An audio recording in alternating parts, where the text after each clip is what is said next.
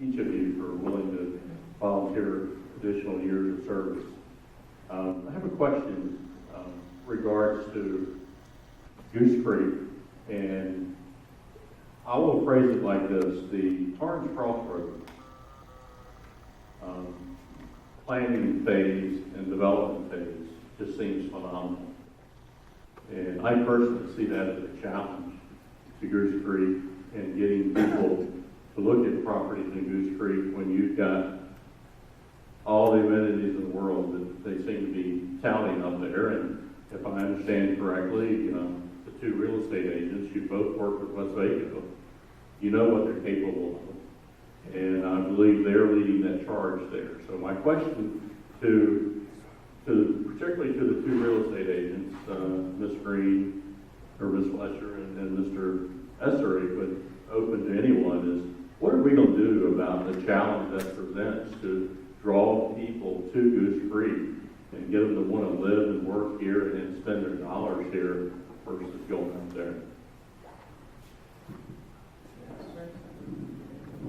Yes, what can we do?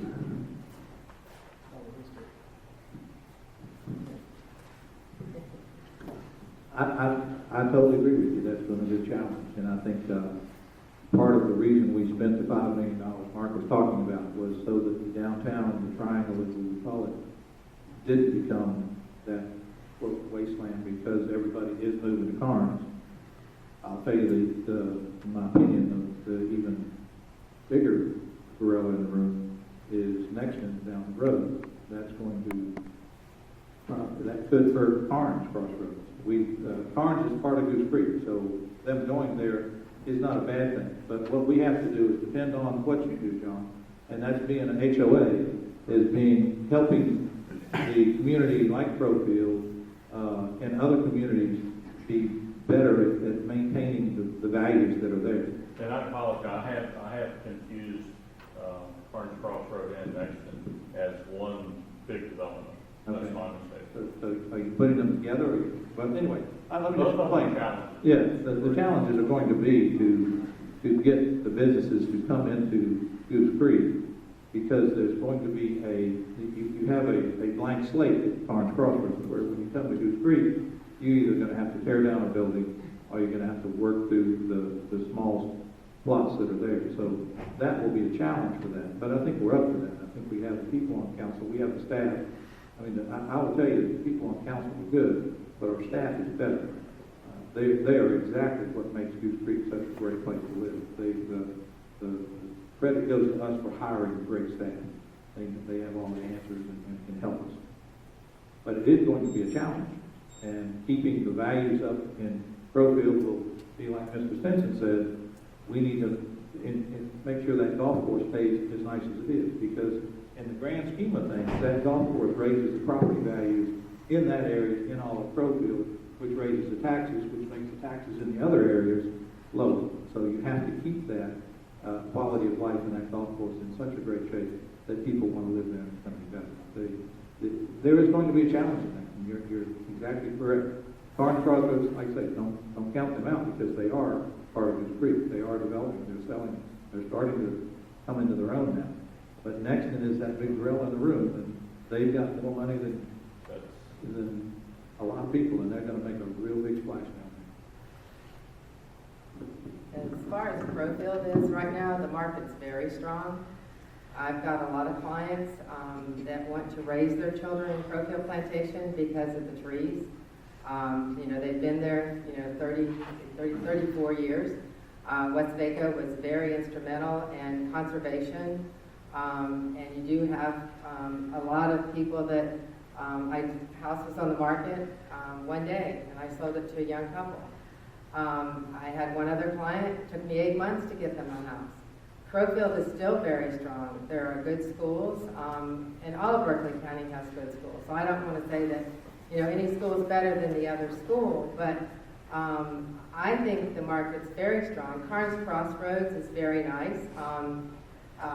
Daniel Island Real Estate, they delayed that a little bit because of our economic, downfall that we had. That was delayed by a couple of years. I wish they would have kept on going because, I think that would have helped. But They're doing very well, but as far as the competition, I think each individual has to decide where they want to be and live. And Crowfield, I think, will remain strong. I don't have a crystal ball, but I do know right now in the past couple of years, it's remained very strong. And Nexton, like Chemo said, is going to be a contender. It's going to be maybe a different lifestyle than what Crowfield has, or any other areas in the city of Goose Creek. It's not just about Crowfield. We have a whole city that has a lot of houses in the city, whether they're $30,000 or whether they go up to whatever price range. It's all about all the houses in the city. And we have people moving in all the areas, and I'm sure Chemo does too. I think it's a very strong area, no matter where you find the city of Goose Creek. But I've been doing it a long time. I've been through I started in 1981 when the interest rate was 18%. I've been through the base closure. I've been through Hugo. And earthquake the other day, which was kind of minor. We had a little bit of earthquake before. But I believe in Goose Creek, so it's very easy for me to continue what I've always done. Does Joe want to respond also? Yes, I think I agree with most of what they said, but I think the thing we need to keep doing as a city is to do those things that we do best. Goose Creek is ranked one of the best places in South Carolina by a newspaper, a magazine, to raise children. And I know when people move somewhere, I moved here from Minnesota. The main thing to look at is what's it going to be like for your children, your family. We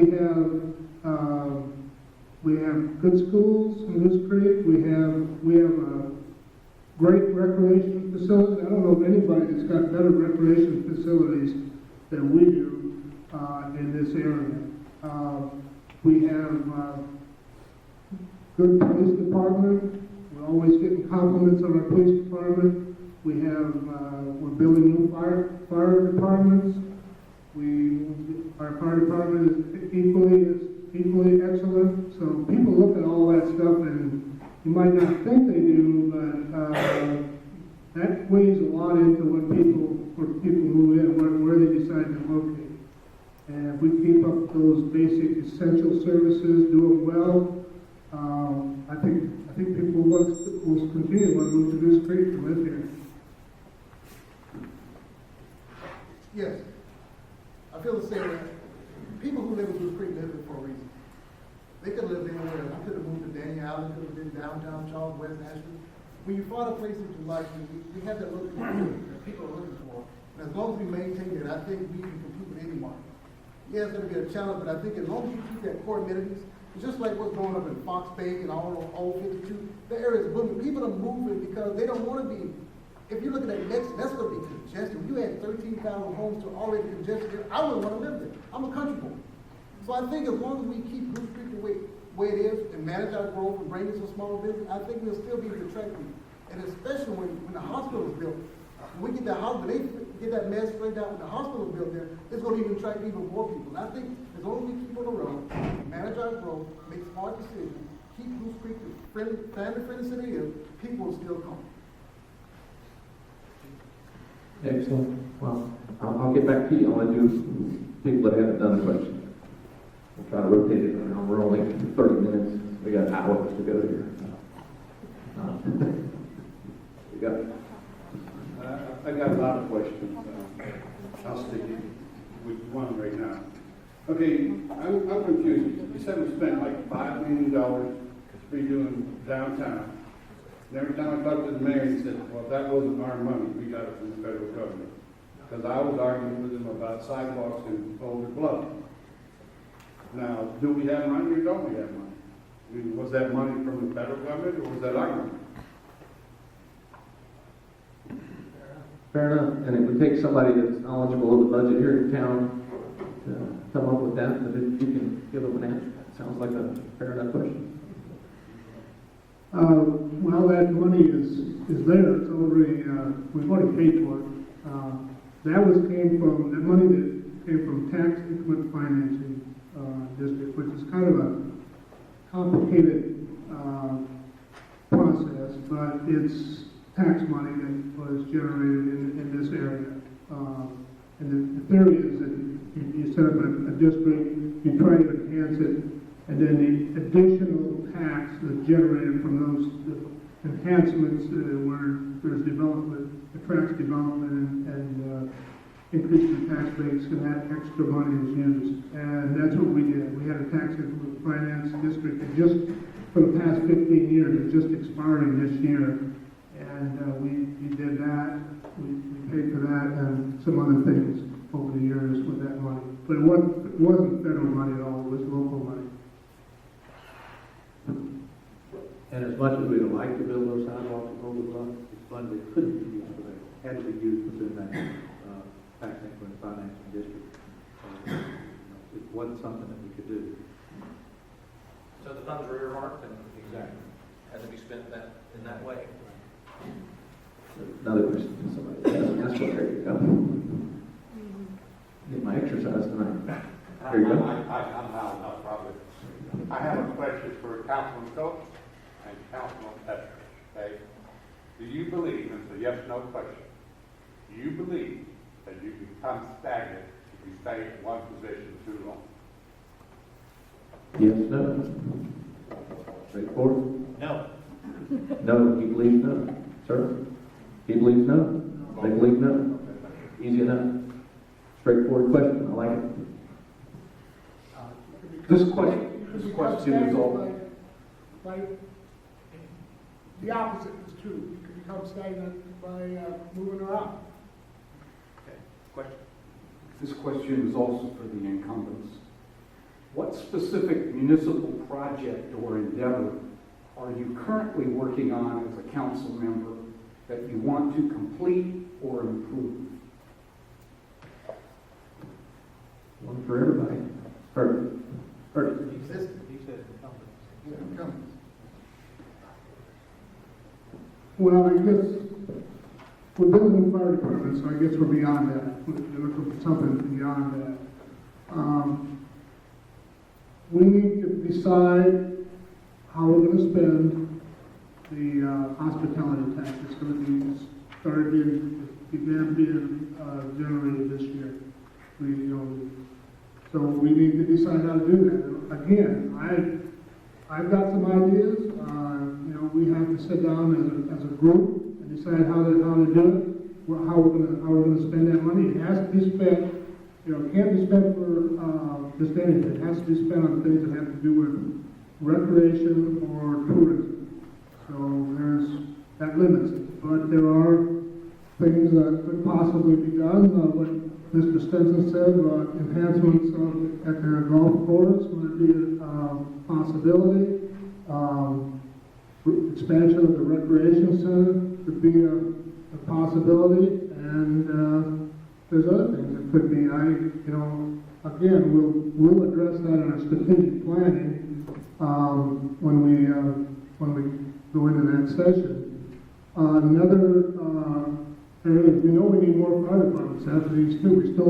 Our plan calls for one over in Liberty Hall area and then one in Ponce Crossroads, but we'll have to look, it's down the road. So we'll have to, if we want to do those, we've identified those as needs, but it's a matter of priorities and funding.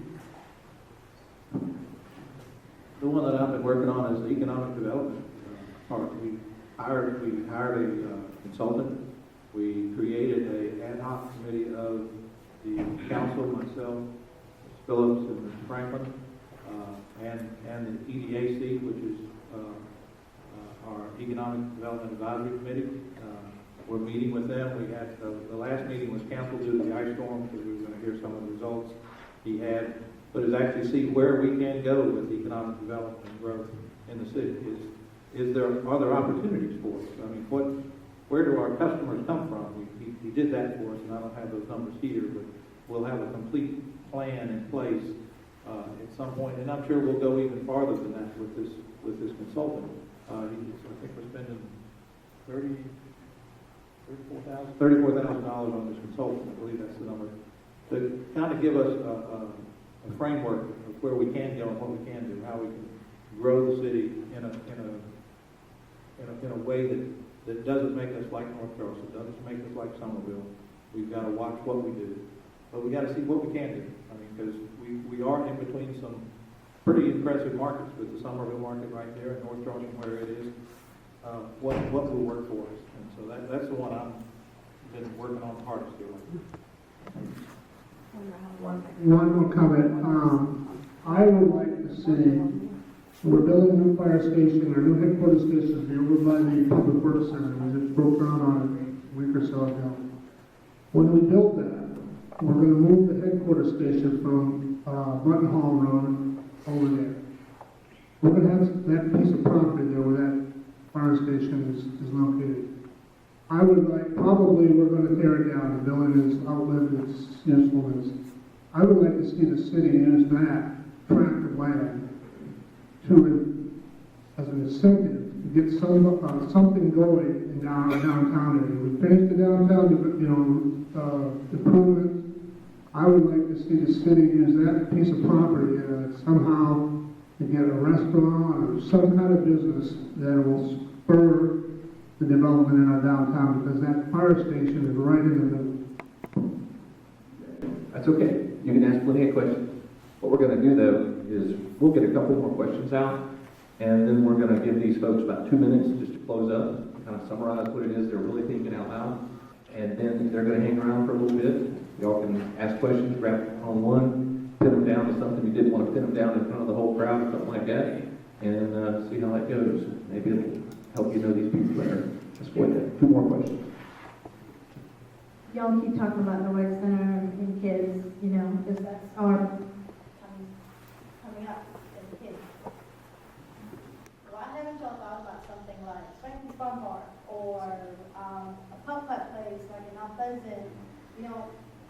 My kids are all grown, but my grandkids are coming, and I want to be able to stay in my city and take my grandkids here to a putt putt place or a golf in Mount Pleasant, instead of driving all the way to Mount Pleasant or to actually Prospect.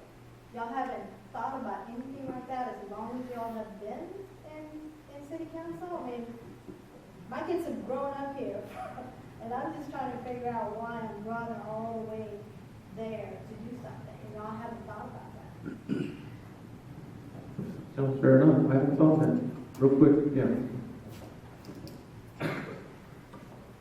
Well, I was knocking on doors yesterday, and I had a lady pose a question very similar to that.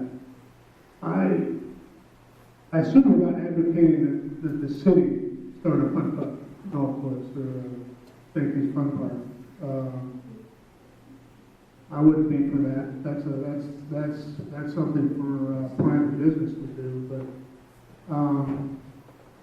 again, we need to create the environment for that kind of a business to come. There's so many things in our community nowadays to do that I'm not sure that businesses, again, like the restaurants, a business like that will do an economic analysis and determine where they're going to go.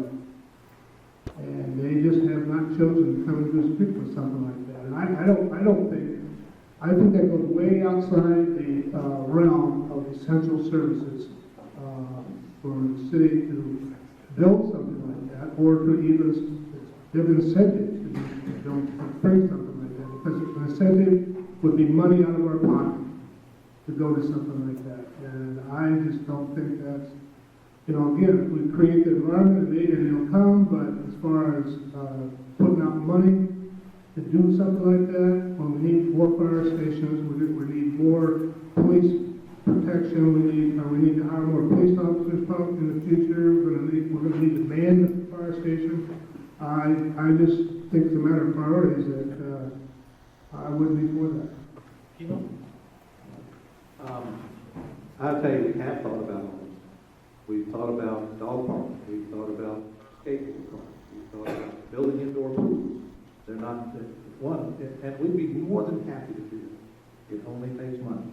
And you tell us how much you want us to raise your taxes, and we'll be more than happy to build all those things. We talked with Mr. Glass there, who's the chairman, and we get that information from them. And we provide it as well, but that comes in our strategic plan as well. We include them in the strategic plan, so we see that. That's why we're talking about the second phase of the community center and the gymnastics center. That seems like that's the buzzword. I'm not necessarily saying that that's what we're going to do, because there's all kinds of things. I've had people tell me, why don't we create a bike trail from Wanamaker Park all the way to Cypress Gardens. But I I'm think saying that's a that's wonderful. something to bring revenue into the city. Well, That's I- something to create for the kids in our community, for them to stay and somewhere to go, so they're not out on the street causing trouble, and that in turn, the city gains revenue from keeping them here. So, Okay. Well, if it were so revenue intensive, somebody would be doing it right now in the city. I understand your want for that, because I've raised 3 kids here. Gymnastics, baseball, bikes, cars and trucks, you name it, that's what they did. And like I say, my goal was to get a new rec center so we had a better place for them to play than the Casey Center. Casey Center has been a wonderful building for the city. It's done a wonderful job, and we did extend it. That $50,000, what I was told, it extends that building like 10 years. I think that's a wonderful amount of faith. But it only takes money to do those things, and we have looked at it. In our strategic plans, we've had the kids come tell us, we want a skate park. The biggest problem we've had, and we do summer programs with the rec center, the problem they have is getting those people there. We had in Casey Center, they I think it was free for them to come, or $20 or something like that, but they couldn't get there. The parents wouldn't take it. They couldn't get back and forth.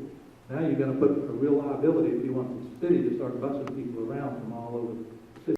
Yeah, y'all can't come to an organization that wants to educate people on the Constitution and tell us what is your stance on the Constitution. How long is, I know 2 of you have obviously taken an oath to protect and defend the Constitution. I was wondering how long it's been since any of you have read it and seen what the actual constitutional limits on government should be, because we're talking about installing hiker-biker trails, which is all well and good, but I believe that those should be done by private enterprise, like was spoken a moment ago.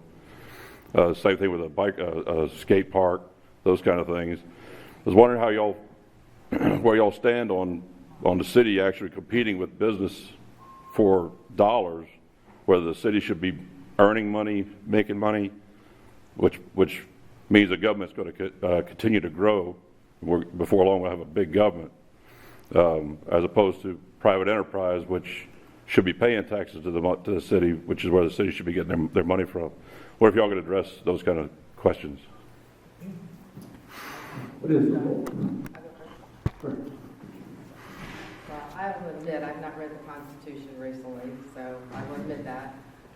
As far as private business and the city, I think it's a very difficult thing to do, to expect the city to be in a private business. I know everyone would like to have an event building. My daughter is going to get married in a few months, and that is a very challenging department to run. If someone has an event building, you would have to have a full-time person to staff that. It would get very expensive to do something like that. I think that each individual should be able to have the right to make be as profitable as they can. I think there's a very fine line as far as the city trying to run a lot of things as far as businesses that they should not be in.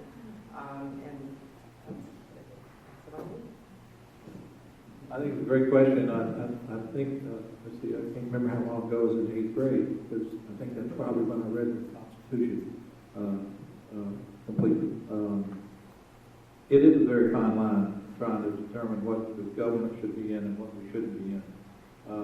I think building hiker-biker trails, I'm pretty sure there's not many private industries or private companies that are going to build many of those, at least maintain them. I know West Waco built 15 miles of them in Crowfield, and then we turn them over to the homeowner association.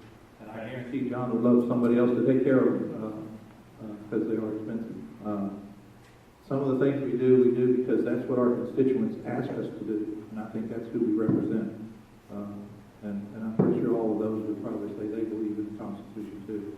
I do believe in the Constitution. I won't say that I know it by heart. I'm sure you probably know it a whole lot better than any of them. But it's a fine line. It's hard to make those calls because we do intrude at times on private industry. And I know that's probably not some of the things we should do, but I think there are things that when it gets to garbage, water, I mean, you could probably privatize the police department to that respect, and the fire too. But I'm not sure you have as good a coverage as we do as a government. Well, I think I have a copy of the Constitution on my dresser. The man gave me one a couple of years ago when he was running for some office. He had it about right. I've read it. It's hard. It's difficult reading, but it's got a lot of basis of our country. And yes, it's difficult to walk that line. I think there are things that people want that I don't believe are appropriate for government to get into. And I think I've mentioned a couple already, but I believe the government should stay as small as it can be. We need to do things that people and businesses and corporations can't or won't do. It wouldn't be appropriate for them to do. That's what government should do, and no more. I have to admit, I have not read the Constitution in a long time, but like I said, I took an oath to defend it. As far as businesses go, yeah, we shouldn't be real estate. We shouldn't be in a whole bunch of things. But we should make ourselves a city to the point where we can generate private business. And like I said, I want to grow small business because that's what we need to do in the city. We need to be proactive and aggressive and get small business. When I alluded to earlier about the concept of building a recreational place at the golf course, I got that idea from Troy Sanders, who's the manager. And his concept was not to sit and run it per se. He has a great concept. That's long range stuff. But we ask ideas. I mean, brainstorming is ideas. All ideas are not good ideas. If you don't think about things, you never put them on the table. But I think government should not be intrusive on your life. But sometimes it is. Like I tried to put a deck on the back of my house, and I had to get an engineer to draw. I had to pay an engineer to design my deck because it was over 200 square feet, and it wasn't even attached to the house. That was what I had to do. Sometimes government does get into our private life, but I think we need to keep government as small as possible, and the role of government is to protect the people, and I think that's what we need to focus on. But we need revenue, like everybody knows we need money to do things. Anything you want to do, you need money. You want to do police protection, fire department, you got to have money. But how we generate that is have a city where we can entice small business to come in so the city is not involved in doing this.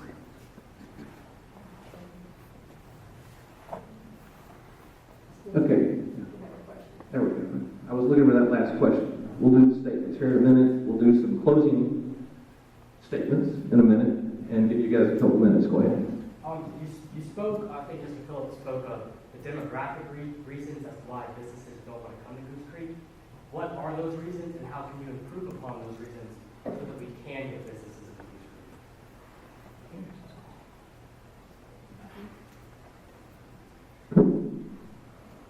When I said demographics, I believe I was talking about the restaurant issue, but I guess it applies to other businesses, any kind of business. Well, I think one thing, let's take restaurants. We've been told we don't have enough people that work here during the day, the lunch crowd. In other words, we don't have any big office buildings where people go to lunch, and take their hour lunch and they go to lunch.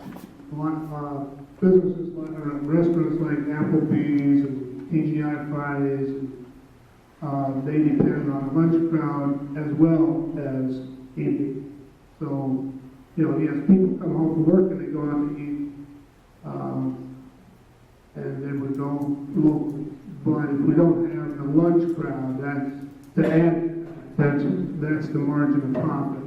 That's what we've been told. We need to get more more people working in Goose Creek. Now, our vision statement for the city is a better place to live, work, and play. And, we get more places to work, good places where people can work good jobs at home or close to home. That simplifies your lifestyle and makes it a better quality of life, and then bring those kind of things in more. So that's what I was talking about, the demographics. Oh, hate that beaver. This is Rudy's beaver I was trying to get everybody's attention. I'm trying to keep this thing moving here, and I really want to keep it moving. And I'd like for everybody to have a chance to ask some questions, but I really don't want to spend all night. I live in a whole other time zone. I have to drive about an hour to get home. So we want you to be able to discuss with these people one-on-one right here, with them right in front of you, as much as you can. Yeah, a statement, right? Right. And is it a statement we need to make? I just want to say, because we've become a country that thinks the federal government and our local governments are supposed to supply needs to the citizens. It's not the city government to provide entertainment for the children at tax dollars expense. That is not the function of the city government. He says that folks knocked on doors and people wanted the skateboards, the different entertainment for the children. That's not the role of the city government. And I just want to say that. It's frustrating. I think there's a lot of folks that would concur with that, and leaders that understand that will probably do much better with their constituents if they let that be known. Another quick one? Well, on that same topic about parks, playgrounds, recreation, things like that, it might take a city government, and as far as the Constitution and stuff, I don't know, I know what the Constitution says, and building parks and playgrounds is not a job of the federal government, it belongs to the states or we the people. We the people are represented by you, our city council. This is the lowest form of government, but it's our decision if we want to spend money to do that. Now, I can understand that it might take a major stakeholder, and maybe it's city government, to get a project going, to get the land and stuff, but I'm all in favor of user fees, where, and anyone that has some skin in the game, if you have to pay to use a facility, you're more than likely going to take care of it, rather than just excellent point. And that's the type of issue that you need to grab these people on the side, one-on-one. This is what I think, and let them run with it. If they run with it, they're your person. If they don't run with it, you might be talking to a whole bunch of folks.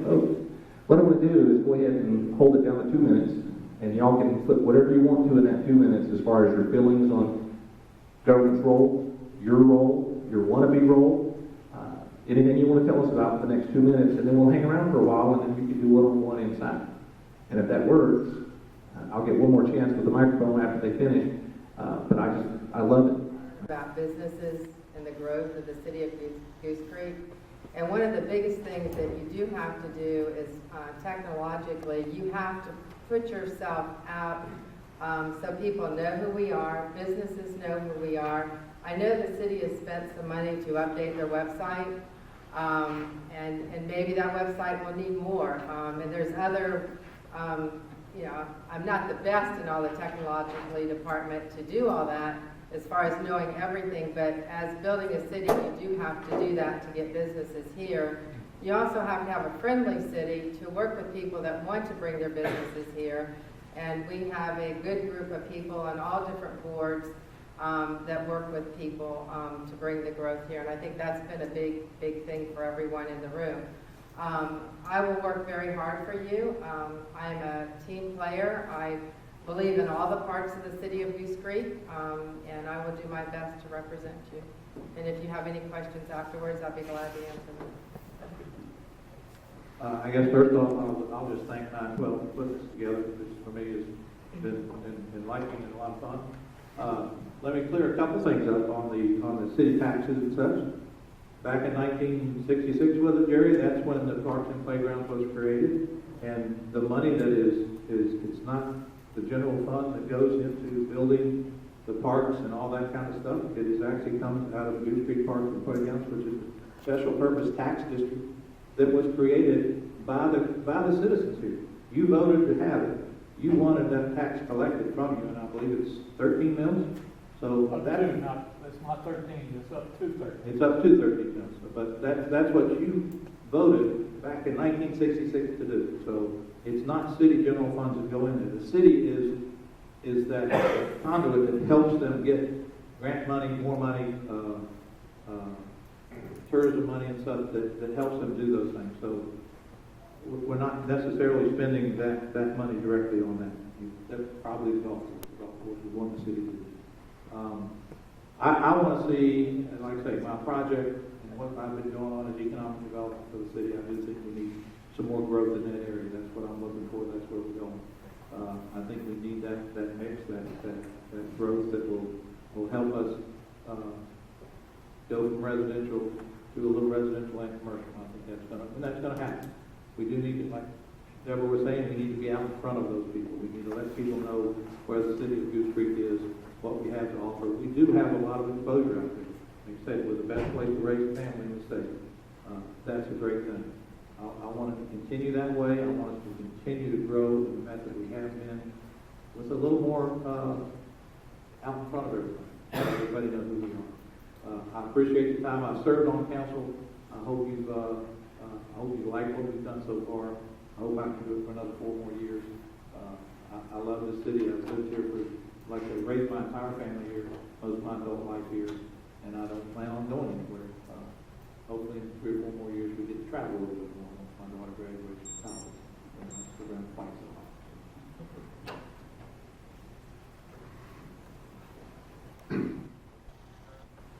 Over the past 20 years, I mentioned, we have completed 20 or more significant projects in Goose Creek without a tax increase or a property tax increase.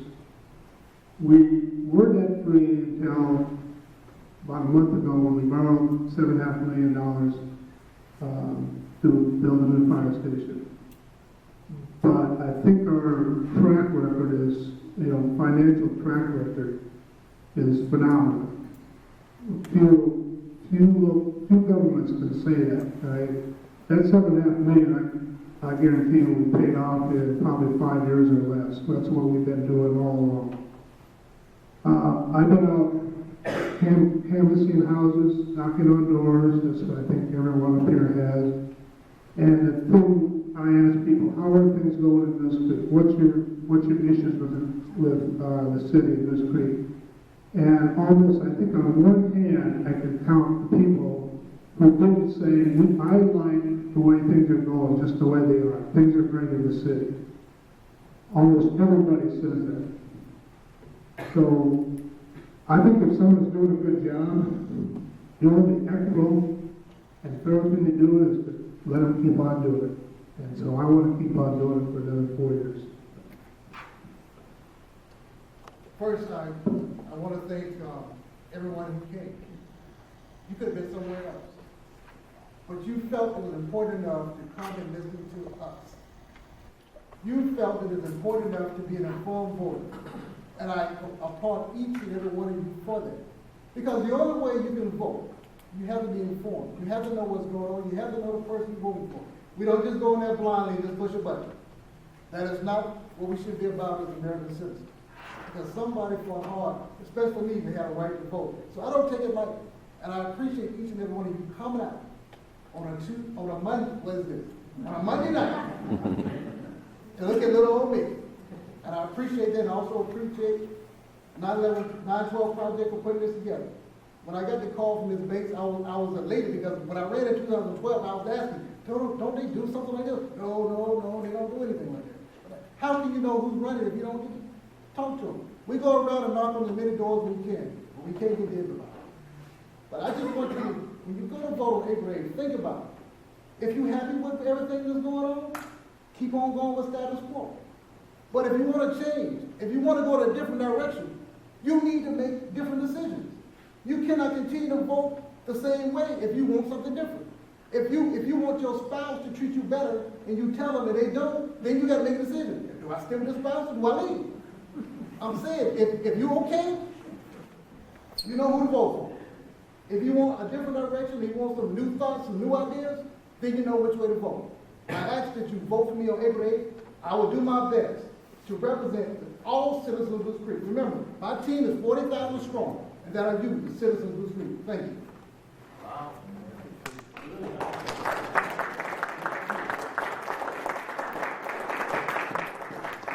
Now, like I said before, I remember that microphone I didn't like, so I really appreciate Bill letting me come down and play with this one. Bill, do you have any closing remarks?